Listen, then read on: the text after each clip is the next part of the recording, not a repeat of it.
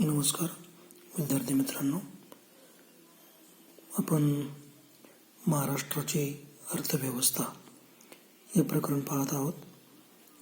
त्यामध्ये महाराष्ट्राचा आर्थिक विकास या संकल्पनेअंतर्गत आपण उद्योग क्षेत्र, कृषी क्षेत्र पाहिलेलं आहे. आज आपल्याला बघायचं आहे ते म्हणजे सेवा क्षेत्र. तर या सेवा क्षेत्रामध्ये विमा, पर्यटन, बँकिंग यासारख्या सामाजिक सेवा इत्यादींचा समावेश त्या ठिकाणी होतो. त्याचबरोबर व्यावसायिक सेवा व अंतिम ग्राहक सेवा यांचा देखील समावेश या सेवा क्षेत्रामध्ये केला जातो. तर ज्या पद्धतीने कृषी क्षेत्र आणि उद्योग क्षेत्राच्या माध्यमातून रोजगार निर्मिती जी आहे ती मोठ्या प्रमाणावरती होत आहे, तसंच सेवा क्षेत्र देखील आज मोठ्या प्रमाणात रोजगार पुरवणारं एक महत्त्वाचं साधन झालेलं आहे. कारण का, जर आपण आकडेवारीचा जर विचार केला तर आज महाराष्ट्राच्या अर्थव्यवस्थेमध्ये सेवा क्षेत्राचं योगदान स्थूल राज्यांतर्गत उत्पादनामध्ये, म्हणजे त्याला GSDB, तर ग्रॉस स्टेट डोमेस्टिक प्रोडक्ट याचा समावेश त्या ठिकाणी होतो. तर 2017-18 जवळपास स्थूल राज्यांतर्गत उत्पादनात सेवा क्षेत्राचा वाटा हा 54.5% इतका होता. आता या क्षेत्राच्या म्हणजे सेवा क्षेत्राच्या वाढीला चालना देण्यासाठी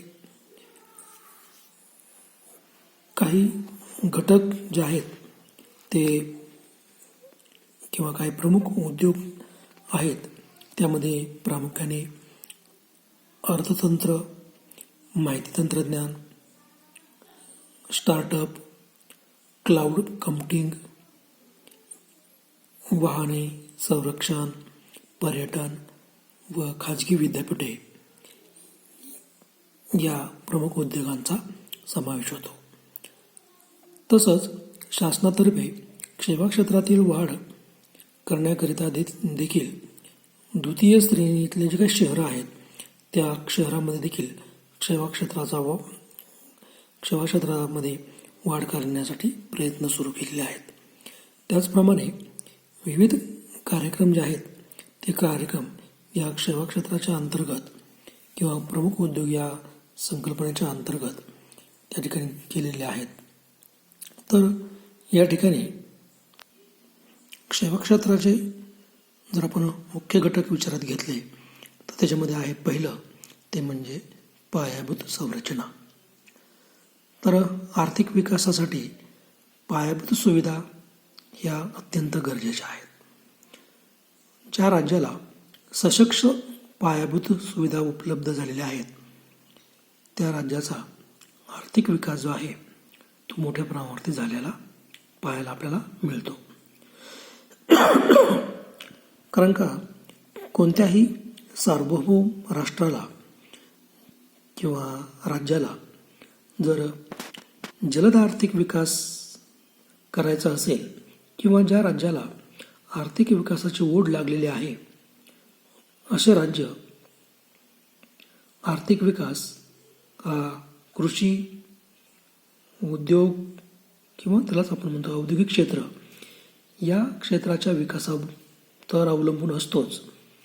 परंतु या क्षेत्राचा विकास म्हणजे कृषी क्षेत्राचा आणि औद्योगिक क्षेत्राचा विकास जो आहे तो विकास प्रामुख्याने पायाभूत क्षेत्राच्या विकासावर अवलंबून आहे. म्हणून सशक्त पायाभूत सुविधा या राज्याच्या सामाजिक आर्थिक विकासाची गुरुकिल्ली समजले जातात. त्यामुळे महाराष्ट्र राज्यामध्ये इतर राज्यांच्या तुलनेत अधिक गुंतवणूकदार जे आहेत ते आकर्षित होऊन स्पर्धात्मक वातावरणाची निर्मिती जी आहे ते होण्यास मदत झालेली आहे. कारण जर आपण पाहिलं तर पुरेशा पायाभूत सुविधा या वेगवान व शाश्वत आर्थिक वृद्धीसाठी अत्यंत गरजेच्या असतात. उदाहरणार्थ जर आपण घ्यायचं म्हटलं तर एखादी इमारत उभी करत असताना तिच्या जो काही पाया आहे त्या पायाच्या मजबूतीवर अधिक भर दिला जातो. आता हा इमारतीचा पाया जितका मजबूत तितकी इमारत मजबूत किंवा दीर्घकाळ टिकणारी असते. त्याचप्रमाणे अर्थव्यवस्थेचा पाया जितका जास्त मजबूत तितका आर्थिक विकासाचा जास्त वेग जो आहे तो वेग जास्त राहत असतो आणि अर्थव्यवस्थेचा सर्वांगीण विकास होण्यास मदत होत असते. म्हणजेच अर्थव्यवस्थेची सबलता किंवा दुर्बलता ही पायाभूत संरचनेच्या विकासावर अवलंबून आहे. त्याच अनुषंगाने जसं केंद्र सरकारने म्हणा किंवा भारत सरकारने पंचवार्षिक योजनेच्या माध्यमातून पायाभूत संरचनेच्या विकासावरती विशेष भर दिला आहे, त्याचप्रमाणे महाराष्ट्र राज्याने देखील आपल्या नियोजन काळाच्या माध्यमातून किंवा पंचवार्षिक योजनेच्या माध्यमातून पायाभूत संरचनेच्या विकासावरती भर दिलेला आहे आणि त्यासाठी मोठ्या प्रमाणावरती गुंतवणूक जी आहे ती केलेली आहे. आणि जसं आपण जर त्याचाच एक भाग म्हणून जर आपण बघितलं जे की 2014 स्टार्टअप किंवा क्लाउड कॉम्प्युटिंग त्यानंतर माहिती तंत्रज्ञान यासारख्या क्षेत्रामध्ये मोठ्या प्रमाणावरती गुंतवणूक केलेली आपल्याला दिसून येते. आता ह्या नियोजन काळामध्ये किंवा योजनेच्या काळाच्या माध्यमातून पायाभूत क्षेत्राच्या जे काही विकास आहे ते विकासाची जबाबदारी ही सार्वजनिक क्षेत्रावर टाकण्यात आलेली आहे.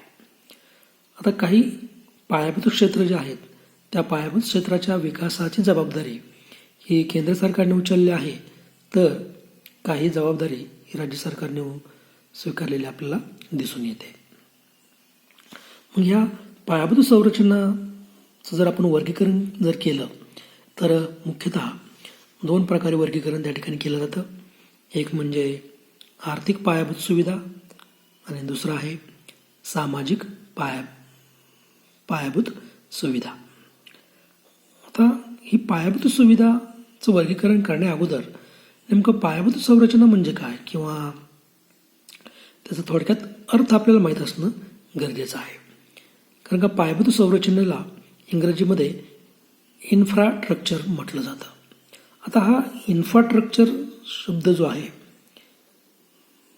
तो मूळ लॅटिन शब्द आहे. म्हणजे स्ट्रक्चर इन्फ्रा हा लॅटिन शब्द आहे. त्यातला जर आपण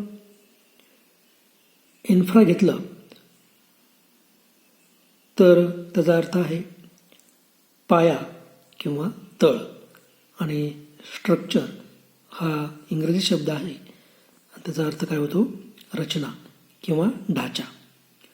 आणि मग ह्या दोन्ही शब्दांचा मिळून इन्फ्रास्ट्रक्चर म्हणजे पायाभूत संरचना असा त्याचा शब्द तयार झालेला आहे.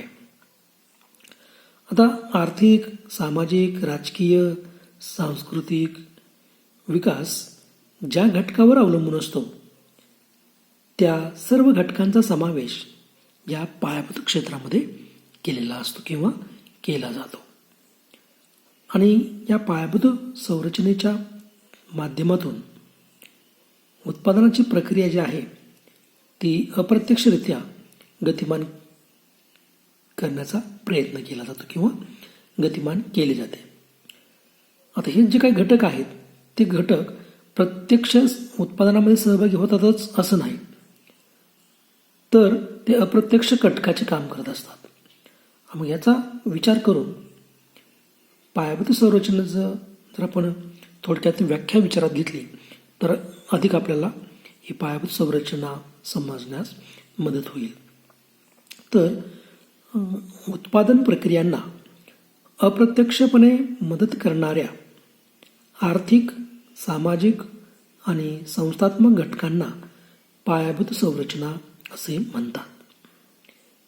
आता तुमच्या लक्षात आलं असेल की पायाभूत संरचना म्हणजे काय, तर उत्पादन प्रक्रियांना अप्रत्यक्ष मदत करणाऱ्या आर्थिक, सामाजिक आणि संस्थात्मक घटकांना पायाभूत संरचना म्हटलं जातं.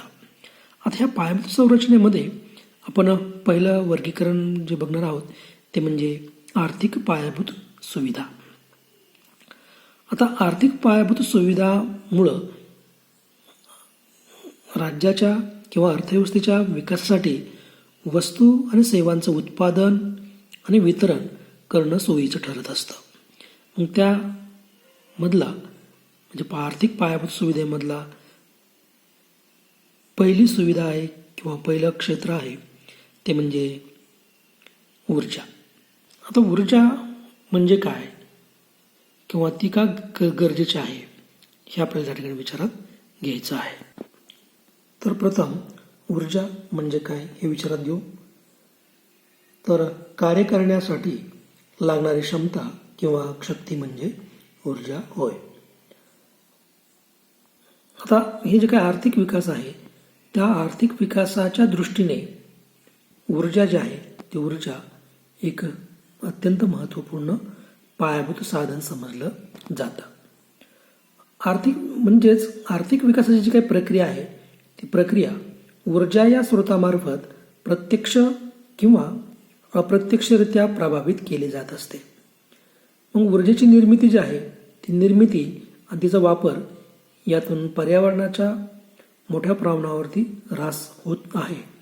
पण या ऱ्हासापेक्षा देखील मानवी जीवनाचा विकास जो आहे तो विकास करणं याला महत्त्वपूर्ण स्थान दिले गेलेलं आहे. आज अशी परिस्थिती आहे की ज्या राज्याकडं किंवा ज्या देशाकडे ऊर्जेची मोठी साधनं उपलब्ध आहेत आणि ही साधनं फक्त मोठी नसून तर मोठी साधनाबरोबरच किंवा मोठ्या साधनाबरोबरच स्वस्त दरामध्ये उपलब्ध आहेत, त्या राज्याचा त्या देशाचा विकास जो आहे तो विकास जलद गतीने होत आहे.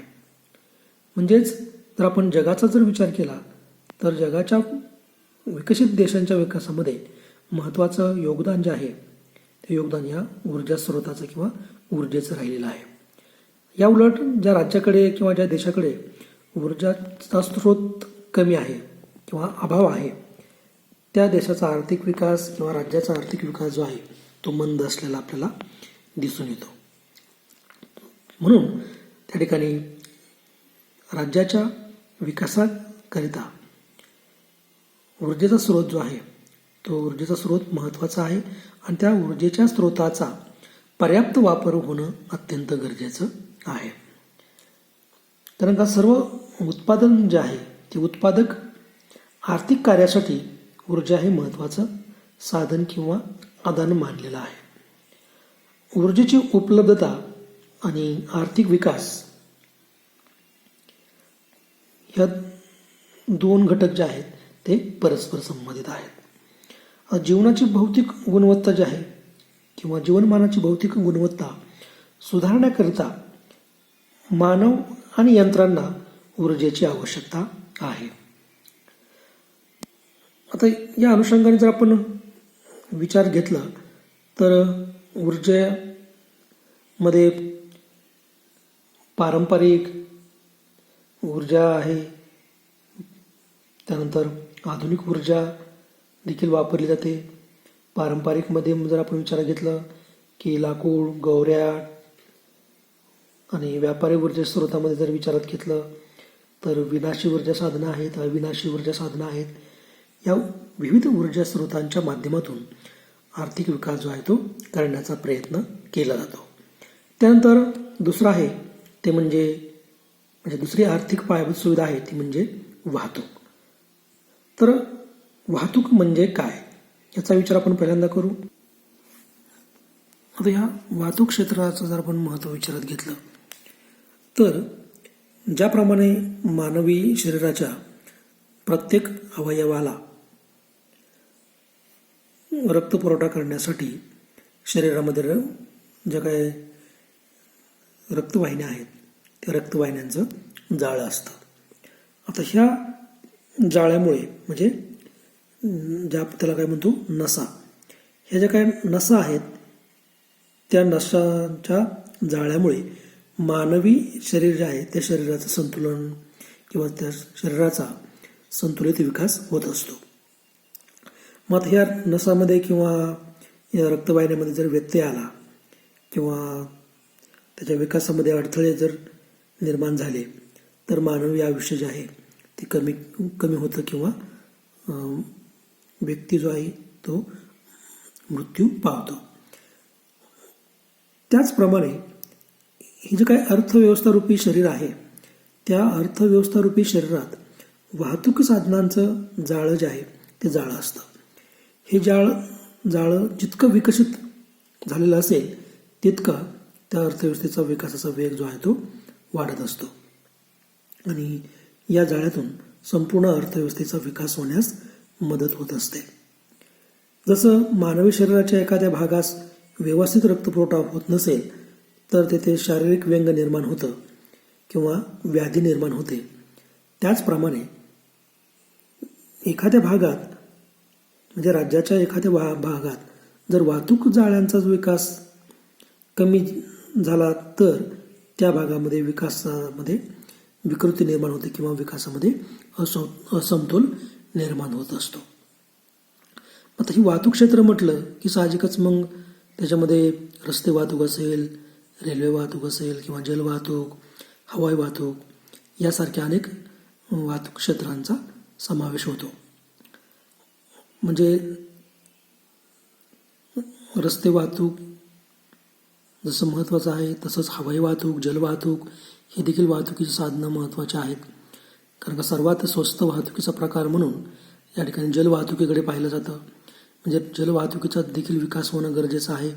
त्याच्या माध्यमातून आपल्याला म्हणजे राज्याला एकतर पैसा भरपूर मिळू शकतो किंवा आर्थिक विकास जो आहे तो होण्यास मदत होत असते. या रस्ते विकासाच्या माध्यमातून कृषी क्षेत्राचा विकास आपल्याला करता येतो, औद्योगिक क्षेत्राचा विकास करता येतो किंवा संरक्षणाच्या दृष्टीने देखील रस्ते वाहतुकीला अत्यंत महत्त्व आहे. म्हणजे एकंदरीत ही जी काही वाहतूक आहे त्या वाहतुकीच्या माध्यमातून आपण आपल्या राज्याचा विकास जो आहे तो विकास सहजपणे घडून आणू शकतो. मग ती वाहतूक कोणत्याही प्रकारची असणार, रस्ते असतील किंवा जलवाहतूक असेल, हवाई वाहतूक असेल, या सर्व वाहतुकीच्या माध्यमातून आपल्या राज्याचा आर्थिक विकास जो आहे तो होण्यास मदत होत असते. त्यानंतर आर्थिक पायाभूत सुविधामधला तिसरी महत्त्वाची सुविधा आहे ते म्हणजे संदेशवहन किंवा यालाच आपण म्हणतो दळणवळण. दळणवळण किंवा संदेशवहन यामधून देखील आपल्या राज्याचा किंवा अर्थव्यवस्थेचा आर्थिक विकास होण्यामध्ये मदत होत असते. मग नेमकं संदेशवहन म्हणजे किंवा दळणवळण म्हणजे काय याचा विचार आपण पहिल्यांदा करू. तर संदेशवहन म्हणजे माहितीचे एका ठिकाणाहून दुसऱ्या ठिकाणी विविध उपकरणे किंवा साधनांच्या माध्यमातून पाठवणे होय. किंवा दळणवळण आपण बघतो, दळणवळण म्हणजे विविध ठिकाणे आणि व्यक्ती यांच्यात होणारी बोललेल्या किंवा लिहिलेल्या संदेशाची देवाणघेवाण. म्हणजेच संपर्क साधनं किंवा दळणवळणाची साधनं आपल्याला संदेश किंवा जी काही कल्पना आहे ती कल्पना एका ठिकाणाहून दुसऱ्या ठिकाणी पाठवण्यास मदत होत असते. म्हणून आधुनिक जगात संपर्क साधनं अतिशय महत्त्वाची समजली जातात. मग या संपर्क साधनामध्ये आपण जर बघितलं तर मोबाईल सेवा आहे किंवा मोबाईल टेलिफोन सेवा आहे.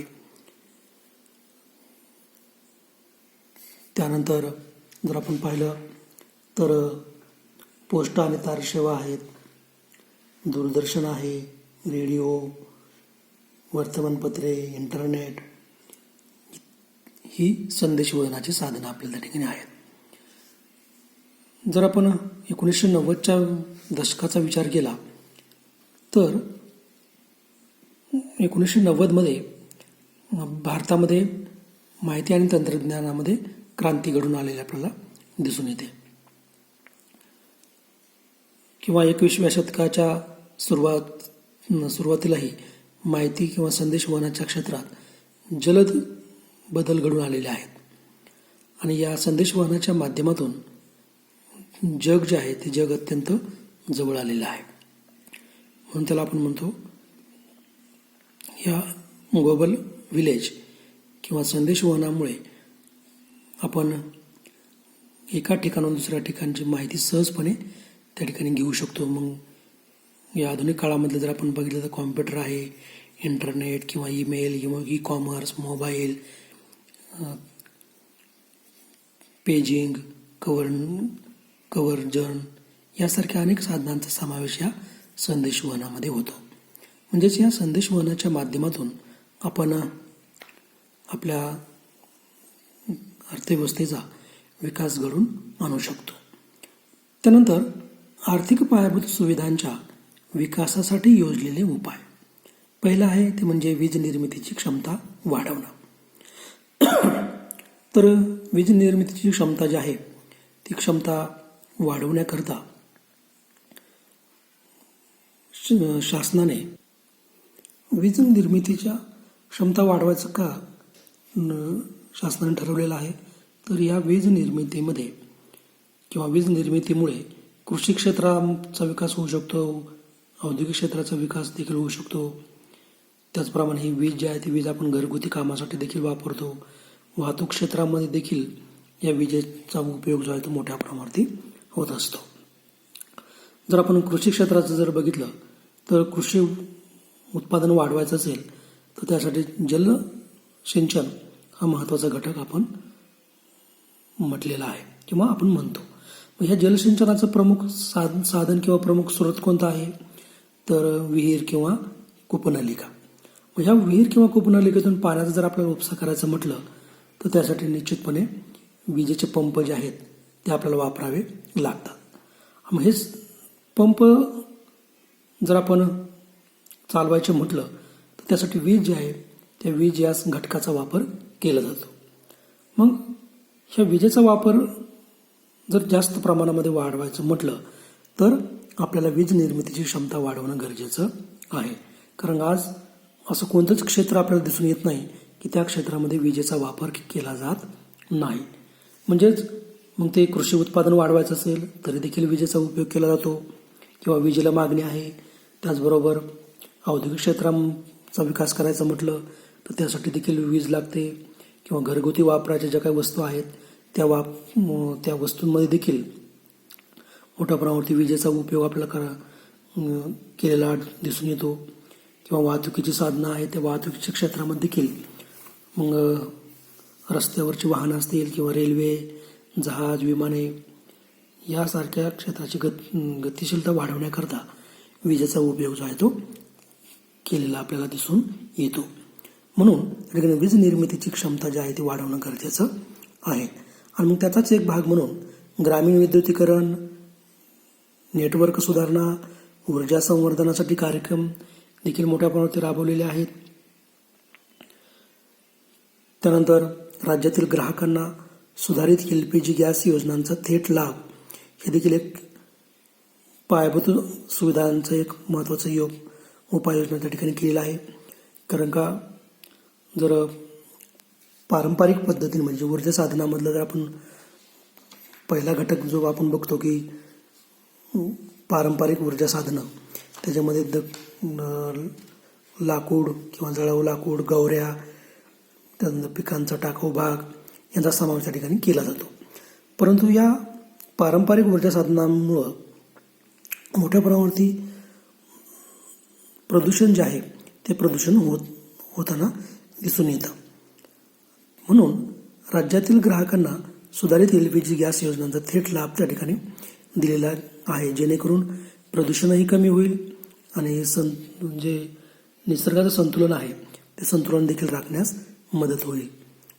त्यानंतर राज्यात रस्ता विकास योजनेची अंमलबजावणी झाली असून 3.3 लाख किलोमीटर रस्ते विकसित करणे या योजनेचे लक्ष राहिलेलं आहे.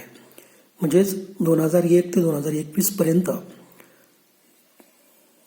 राज्यामध्ये रस्त्याचं जाळं निर्माण करण्याचं उद्दिष्ट ठेवलेलं आहे आणि त्या अनुषंगाने 3.3 लाख किलोमीटरचे रस्ते विकसित करणं या योजनेचं महत्त्वाचं उद्दिष्ट राहिलेलं आहे. त्यानंतर 2014 जर आपण बघितलं तर मुंबई नागपूर येथे मेट्रो रेल्वे सुरू केलेलं आहे की जेणेकरून कमीत कमी वेळामध्ये आपल्याला हे अंतर जे आहे ते अंतर काटलं जावं. त्याचबरोबर जर मेट्रो जर वेळेवर सुरू झाली तर निश्चितपणे त्याचा फायदा सर्व लोकांना किंवा त्या परिसरातल्या सर्व लोकांना होऊ शकतो. त्याच्यामध्ये खास करून जर आपण पाहिलं तर शेतकऱ्यांना देखील त्याचा फायदा होण्यामध्ये मदत होऊ शकते. त्यानंतर बंदराच्या सर्वांगीण विकासाकरता महाराष्ट्र बंदर विकास धोरण करण्यात आलेलं आहे. या धोरणांतर्गत केंद्र शासनाच्या सागरमाला कार्यक्रमाला प्रोत्साहन जे आहे ते दिलं गेलेलं आहे.